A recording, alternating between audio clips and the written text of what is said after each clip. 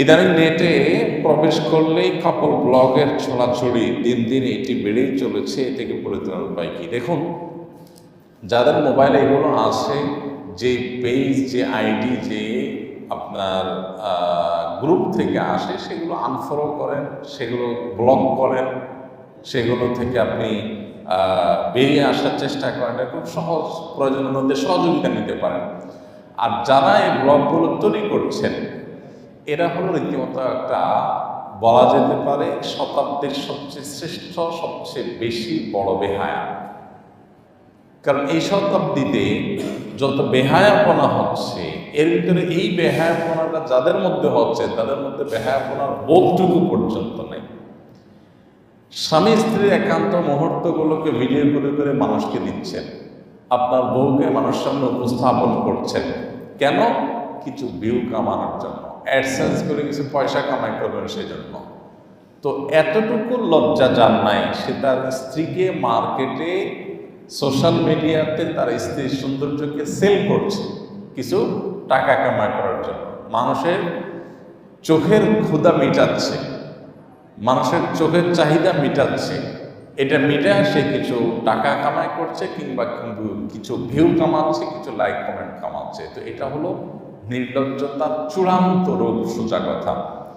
যে সমস্ত ভাইরা এই সমস্ত কাজে লিপ্ত, আল্লাহ তাআলা তাদেরকে বোধোদয় যেন দান করেন। আমরা তাদের জন্য দোয়া করি, তাদের সুমতি যেন হয়।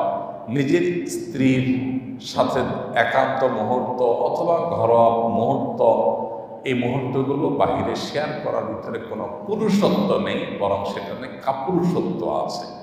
এখানে কোনো বেটাগিরি নেই, বরং সেখানে নির্লজ্জতা আছে। আমাদের এখন একটা ট্রেন্ড চালু হয়েছে যে ব্যক্তিগত বলতে কোনো কিছু নেই। এই ব্যক্তিগত বলতে কোনো কিছু নাই যারা বলেন, এরা বায়ু ত্যাগ করার সময় কি জোরে ছাড়েন কিনা, তারা সব ট্যাবু ভাঙতে চান, এই ট্যাবুকে তারা ভাঙতে চান কিনা। মানুষ আপনার ওয়াশরুম করে নির্জন জায়গায়, এরা চাইলে সেখানে ওয়াল তুলে গ্লাস লাগিয়ে দিতে পারে, যাতে চারপাশ থেকে দেখা যায়। কারণ এই যে মানুষ ব্যক্তিগত কিছু কাজ লুকানোর চেষ্টা করে, এই চেষ্টাটা যদি দোষের হয়, তাহলে ওই ক্ষেত্রে গ্লাস লাগানো উচিত তারা অন্তত শুরু করা দরকার। তো বোঝা গেল যে তারাও সব ক্ষেত্রে সব ট্যাবু ভাঙতে চান না। তো স্বামী স্ত্রীর ঘরোয়া আলাপ সালাপ, ঘরোয়া বিষয়গুলোকে লোকচক্ষুর সামনে নিয়ে আসার ভিতরে কোনো ব্যাটাগিরি নাই, আছে নির্লজ্জতা। এখান থেকে সমাজের ভালো কিছু বয়ে আনবে না, মন্দ কিছু ছাড়া। আল্লাহ তাআলা আমাদেরকে বোঝার তৌফিক দান করুন। আমরা সকলে জানি, কোকা-কোলা সরাসরি ইসরায়েলকে অর্থ সহায়তা করে। সব কিছু জেনেও যদি কোনো মুসলমান এই পণ্য ক্রয় বিক্রয় হতে বিরত না থাকে, তাহলে কি সে কোনো ধরনের গুনাহ করলো, বা তার পরকালে শাস্তি হবে কিনা?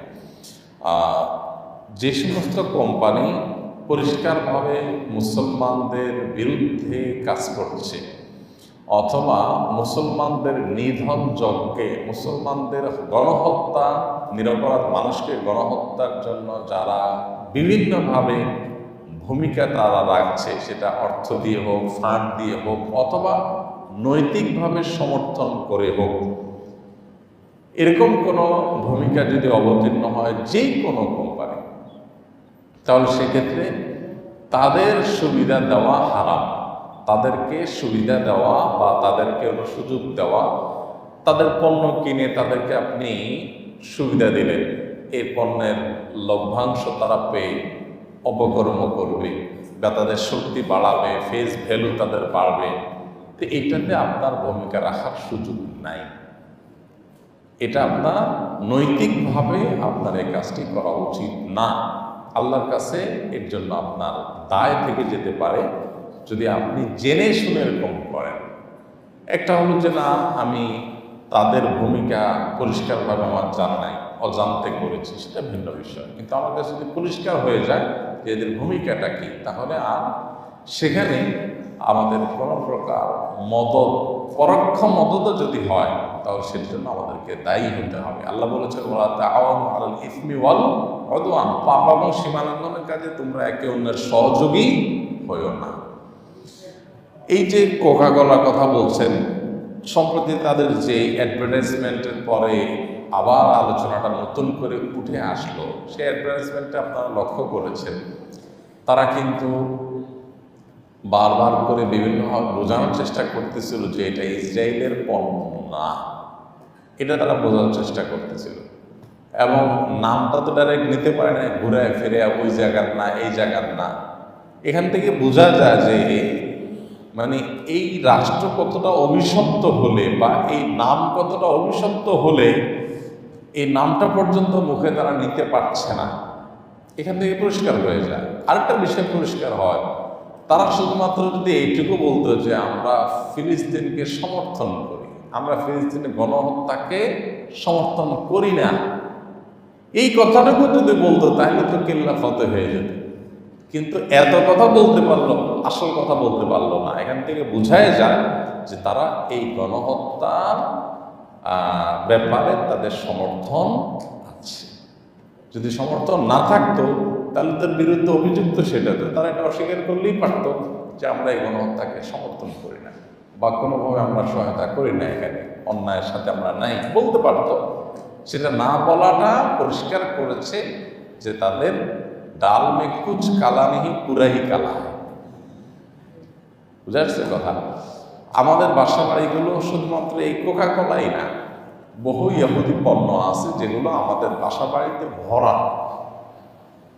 আমি কম কোয়ালিটির জিনিস কিনবো, বেশি দাম দিয়ে তুলনামূলক এর চাইতে খারাপ জিনিস কিনবো, তারপরে এই জিনিস কিনবো না।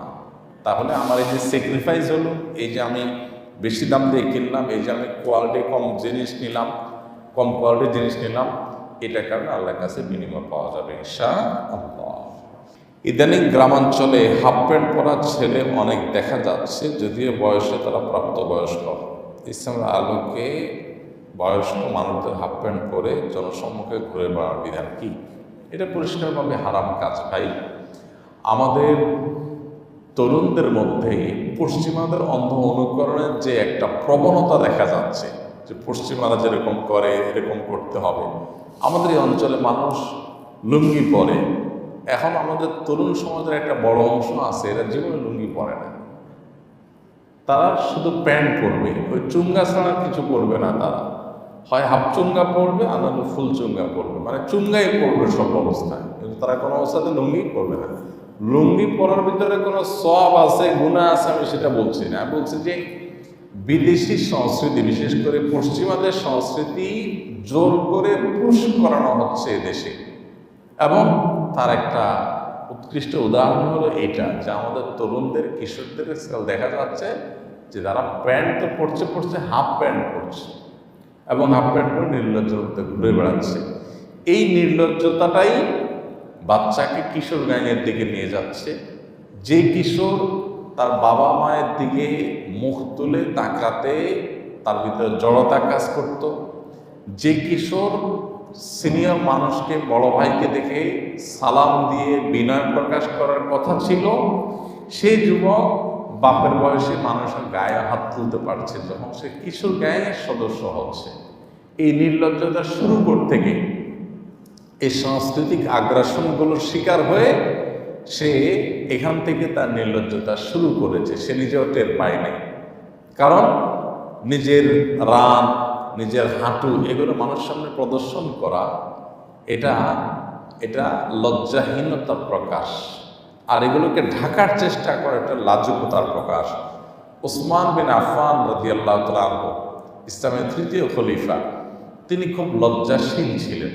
এত লজ্জাশীল ছিলেন, এত লাজুক ছিলেন, এত জড়তা ছিল যে নবী করিম সাল্লাল্লাহু আলাইহি সাল্লামের সামনে বসা ছিলেন একদিন, তার পায়ের উপরে যে কাপড় ছিল সে কাপড়টা পায়ের যে হাঁটু এবং টাকনুর মাঝামাঝি যে গোছা, এই গোছার একটু উপরের দিকে উঠেছিল, হাঁটুর কাছাকাছিও যায় না, একটু উপরের দিকে উঠেছিল। তিনি লজ্জা লাল হয়ে গেছেন, তাড়াতাড়ি করে কাপড়টা ঠিক করে দিয়েছেন। এটার পরে লজ্জাশীলতা। এখন এই কাপড় যদি হাফ প্যান্ট পরে ফেলতে পারে কেউ, তো কালকে নাইনটা হলে কোনো অসুবিধা নেই, পরশু লিংটি পড়তে কোনো অসুবিধা নেই। এটারও লজ্জাশীলতা কমে যাওয়ার একটা আলামত। বাবা মার উচিত সন্তানদেরকে দ্বীনের সঠিক দীক্ষাটা দেওয়া, যাতে করে তারা বকে না যায়। এই লজ্জা যখন ভাঙবে, সে বাবার মতো মানুষের গায়ে হাত দিতে, কিশোর গ্যাংয়ের সদস্য হতে, সন্ত্রাসী হতে, মাদকের দিকে হাত বাড়াতে সে কার্পণ্য করবে না। তো এই জন্য সন্তানদেরকে ধ্বংসের হাত থেকে বাঁচাবার জন্য দ্বীনি শিক্ষা প্রত্যেকটা পরিবারে দেওয়ার এবং চর্চা করার কোনো বিকল্প নেই। আর না হলে ধ্বংস যখন চতুর্দিকে হবে, তখন আপনার পরিবারও ধ্বংসের দিকেই এগিয়ে যাবে। আমার আপন সহোদর ভাই সুদের উপরে অর্থ লগ্নি দান করে এবং এটাই তার একমাত্র পেশা। তার বাড়িতে দাওয়াত খাওয়া এবং তার ক্রয় করা ফল ফলাদি আমার জন্য ভোগ করা হালাল হবে কিনা? ভাই হোক আর যিনি হোক না কেন,